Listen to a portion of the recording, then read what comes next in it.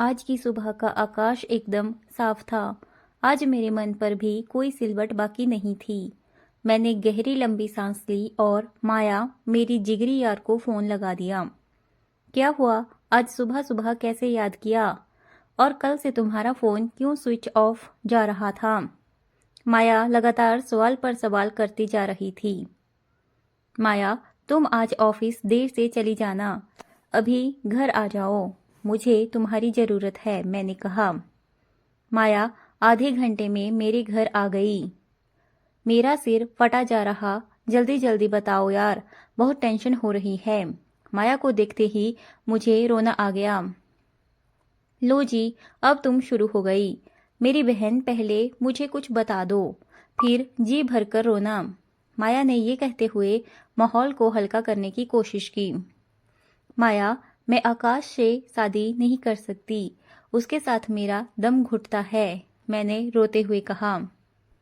2 महीने बाद तो शादी है तुम्हारी, और ये आज तुम क्या कह रही हो? सब कुछ तो फाइनल हो गया है। कोई तो बात होगी जो तुमने इतना बड़ा फैसला लिया है, माया ने सवाल किया। यार माया, वो हर बात में मुझे टोकता रहता है। कभी मेरे ड्रेसिंग सेंस को लेकर मजाक उड़ाता है, कभी मेरे घर को लेकर। शादी में भी तमाम खर्चों का दबाव पापा के ऊपर डालता रहता है। हमारे बजट की कोई परवाह नहीं, बस अपनी पसंद और ब्रांड थोपता रहता है। पापा भी मेरी खुशी का सोचकर सब जुटाते जा रहे हैं, और वो किस तरह जुटा रहे हैं ये देखकर कोई बेटी कैसे खुश हो सकती है।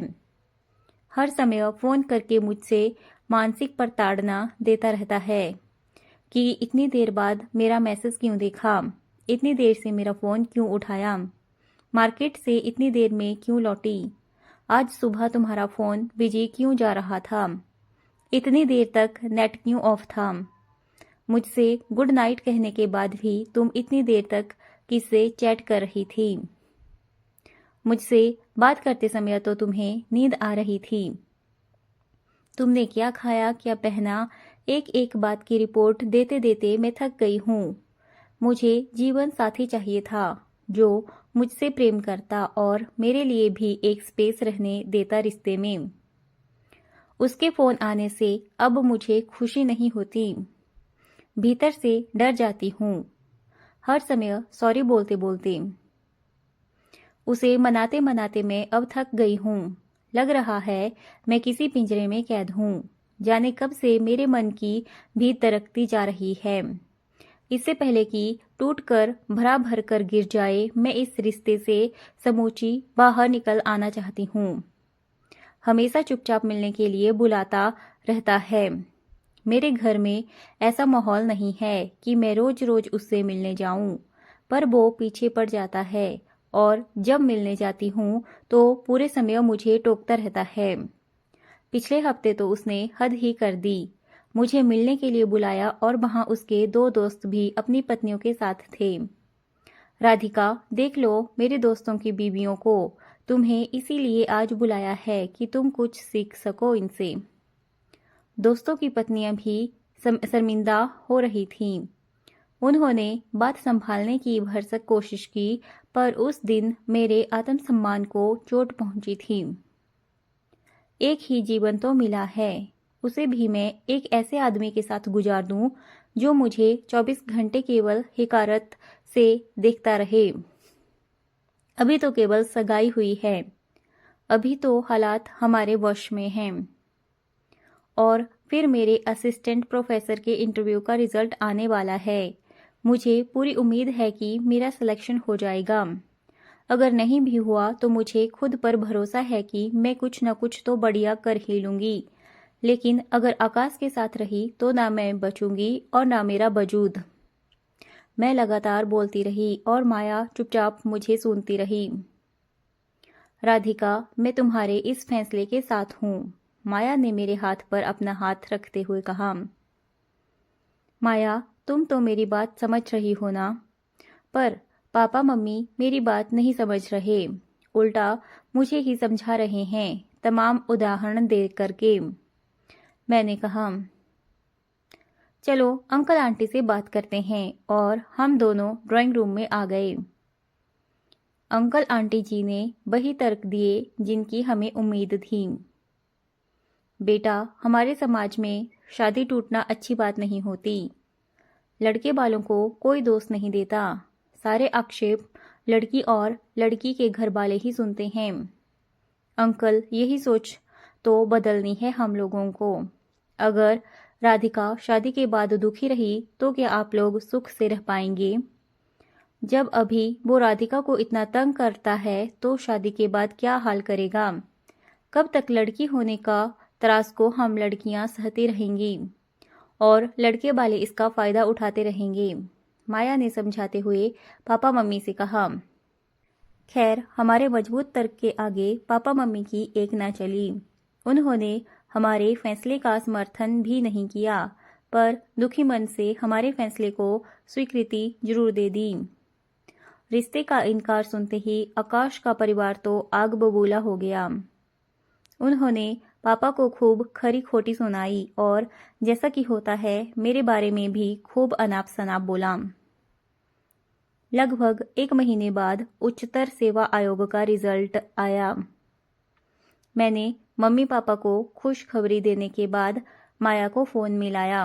वो ऑफिस में थी। हेलो माया, मेरा सिलेक्शन हो गया है। मैं असिस्टेंट प्रोफेसर बन गई हूँ। अब ये खबर सुनते ही माया खुशी से उछल पड़ी। जाहिर है एक छोटे शहर की लड़की का सिलेक्शन होने की खबर पूरे शहर में आग की तरह फैल गई। अखबार में निकल गया कि फिरोजाबाद की एक लड़की ने माँ बाप का नाम रोशन किया। उच्चतर सेवा आयोग में चयन। आकाश और उसके परिवार के हाथों से एक कमाऊ बहू का रिश्ता जा चुका था। उन्होंने बहुत जगह से घर पर दबाव डलवाया कि शादी कर दें।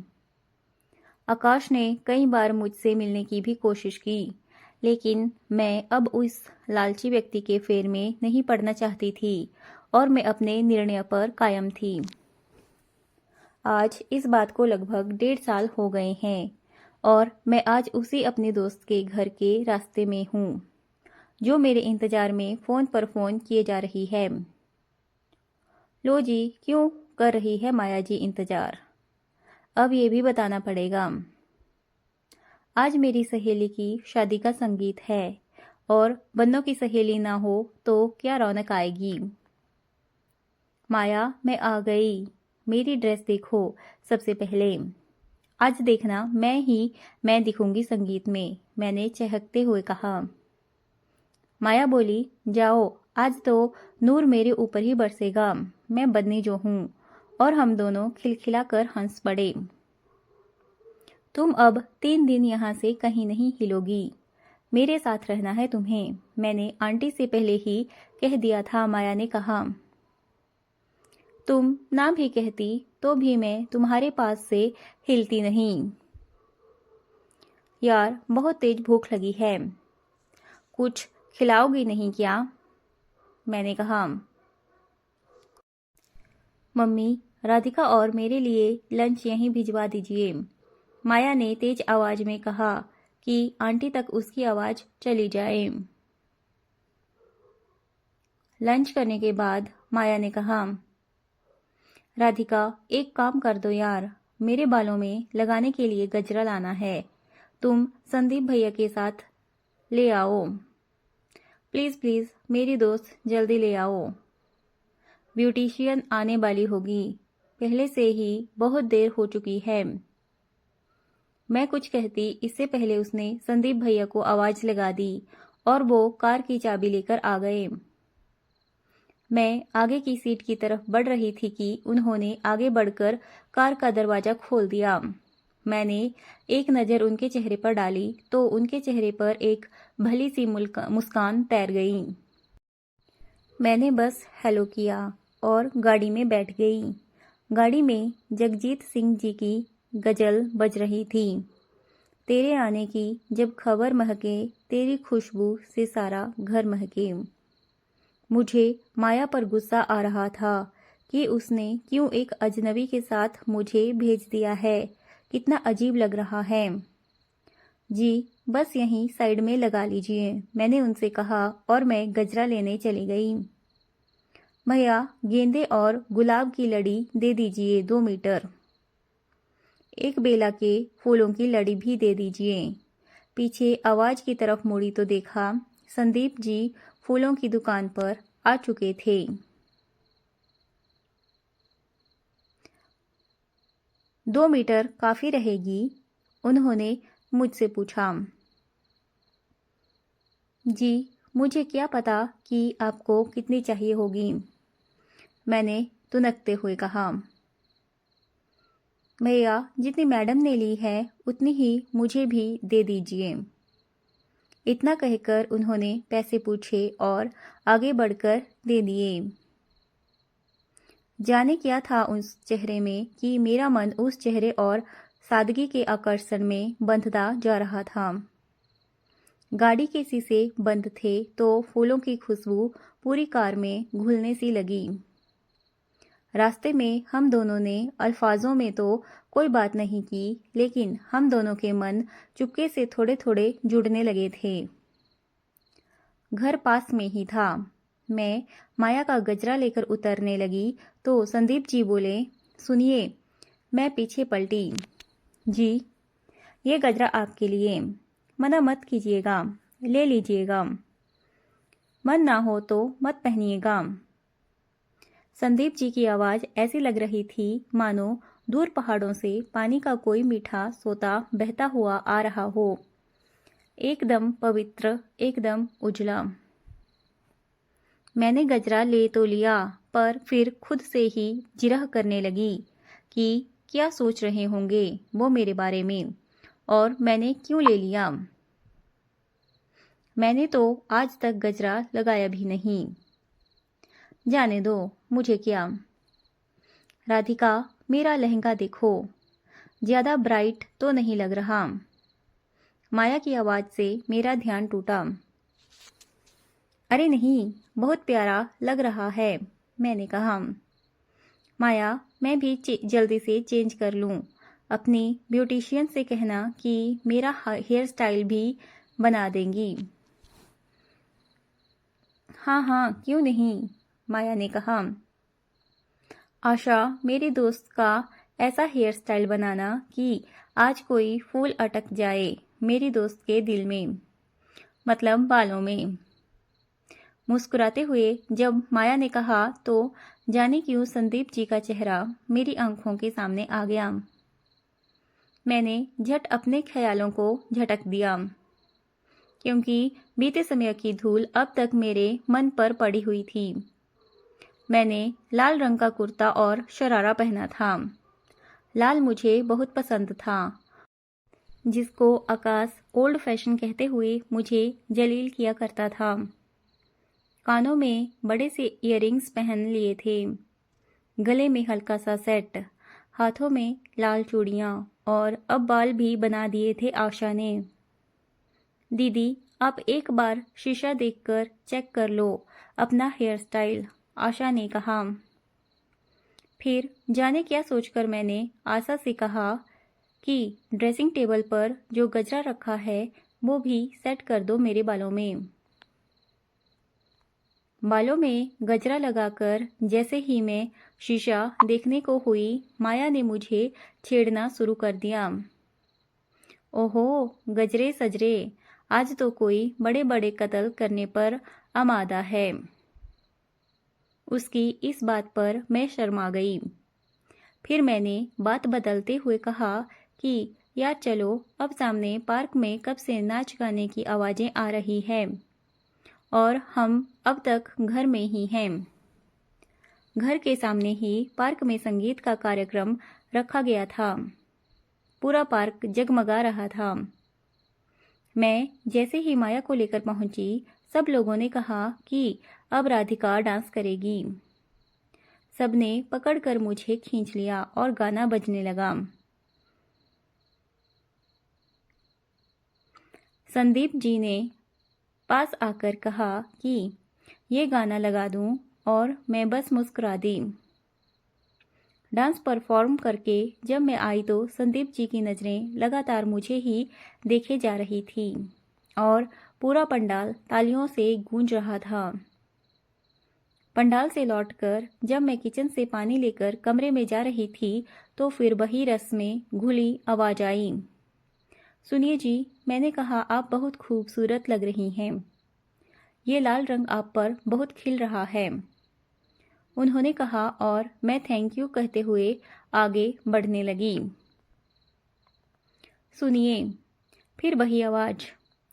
जी, मैंने कहा, गजरा भी बहुत अच्छा लग रहा है आप पर, शुक्रिया गजरा लगाने के लिए। रात को मैंने माया से पूछा कि ये संदीप कौन है। राधिका, ये मेरे पापा की चचेरी बहन के बेटे हैं, इंजीनियर हैं। भैया के पापा नहीं हैं, बहुत संघर्षों से पढ़े हैं भैया, स्वभाव से बहुत अच्छे हैं। इन दिनों इनकी पोस्टिंग आगरा में है तो आते जाते रहते हैं। शादी के लिए पापा ने इनसे छुट्टी लेकर यहीं रहने को बोला था, तभी आए हुए हैं। अभी चीकू तो छोटा है ना, वो इतनी जिम्मेदारी से शादी ब्याह के काम कहाँ कर पाएगा। चीकू माया का छोटा भाई है, वो अभी बीटेक कर रहा है। राधिका, एक बात कहूँ? हाँ कहो ना, मैंने उसकी तरफ देखते हुए कहा। राधिका, अब बीती बातों पर मिट्टी डालो और आगे बढ़ो। तुम्हारे गुलाबी सपने नीले आकाश में उड़ने के लिए फड़फड़ा रहे हैं, उन्हें पंख फैलाकर उड़ने दो। कब तक पुराने ख्वाबों के बारे में सोच सोच कर दुखी होती रहोगी? हर पुरुष आकाश जैसा नहीं होता। मुझे देखो, मैं कितनी खुश हूँ मनीष के साथ। संदीप भैया को तुम बहुत पसंद आ गई हो। मैं उनकी आंखों में तुम्हारे लिए कुछ ख्वाब सजते देख रही हूँ और तुम किस तरह अपने मन की कही आवाज़ झुठला रही हो, ये भी मुझसे छिपा नहीं है, माया ने मुझसे कहा। मैंने जवाब में कुछ नहीं कहा और बात को पलट दिया। शादी वाले दिन ज्वेलरी लेकर आनी थी मार्केट से। दोबारा फिर मुझे संदीप जी के साथ जाना पड़ गया। संदीप जी और हम दोनों पूरे रास्ते चुप रहे। हाँ, गाड़ी में फिर इस बार जगजीत सिंह की गज़ल के बोल बजते रहे, जो शायद संदीप जी ने मेरे लिए ही लगाई थी।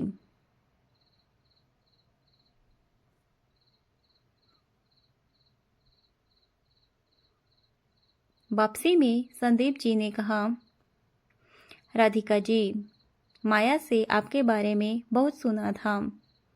जब मैंने आपको पहली बार देखा उसी लम्हे आपने मेरे दिल में जगह बना ली और अब आप मुझे बहुत अच्छी लगने लगी हैं। इतनी कि आपके बगैर अपने जीवन का तसव्वुर भी नहीं कर पा रहा। मुझे आपके जीवन में पिछली हुई घटना का इल्म है और मैं आपको इतना भरोसा दिलाना चाहता हूँ कि आप जैसी भी हैं वैसी ही प्रिय हैं मुझे और हमेशा रहेंगी। बस आप मुझे अपने जीवन साथी के रूप में पूरे मन के साथ स्वीकार कर लें। फिर देखिएगा कैसे मैं आपके जीवन की स्लेट पर अपने प्यार की नई अमिट इबारत लिखता हूँ। मैं आपके जवाब की प्रतीक्षा करूँगा। मैंने संदीप जी की आंखों में झांकने की कोशिश की और मुझे उनमें अपने अक्स के सिवा कुछ नहीं दिखा। हम घर लौट आए।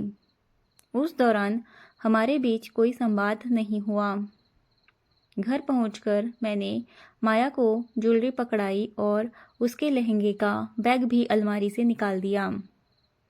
आशा कुछ देर में आती होगी माया को रेडी करने। तभी किसी ने दरवाज़ा नॉक किया। मैंने दरवाज़ा खोला तो सामने संदीप जी थे। सुनिए, ये गजरा ले लीजिए। मैं लेकर आने लगी तभी उन्होंने दोबारा पुकारा।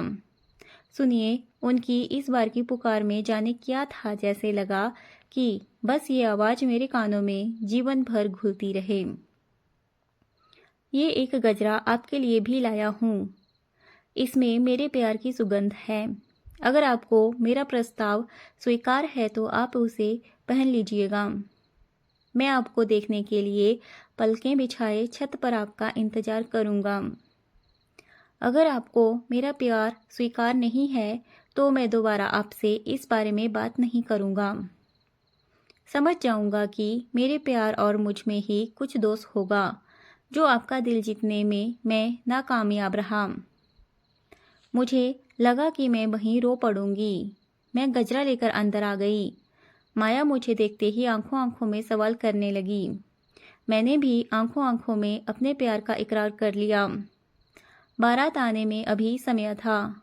सब लोग दुआ चार तिलक आदि की तैयारियों में व्यस्त थे। मैं तैयार होकर गजरा पहनकर छत की तरफ चल दी। वहाँ संदीप जी बेचैनी से टहल रहे थे। मेरे बालों में गजरा देखकर मुस्कुरा दिए। कैसी लग रही हूँ मैं? कुछ कहेंगे नहीं, मैंने उनकी आंखों में देखते हुए कहा। मेरे कंधों पर दोनों हाथ रखते हुए वे बोले, इतनी खूबसूरत कि जी कर रहा है आज ही चांद की गवाही में आपको अपना बनाकर अपने घर ले जाऊं। तुम इंतजार करना, अगले हफ्ते ही मैं अपनी माँ के साथ आऊँगा तुम्हारे घर और जल्द विदा कर ले जाऊँगा तुम्हें अपने पास। खुले आकाश की चादर तले हम दोनों एक दूसरे का हाथ थामे मुस्कुरा रहे